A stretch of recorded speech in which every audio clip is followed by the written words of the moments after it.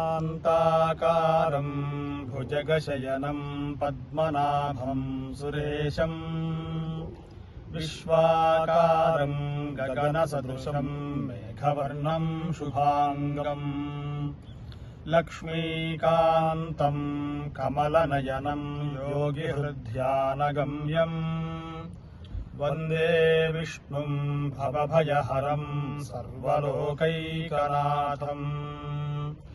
मेघश्यामं पीतकौशेयवासं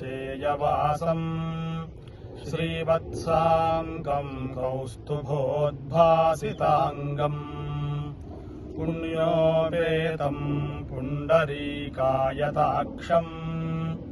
विष्णुं वन्दे सर्वलोकैकनाथम्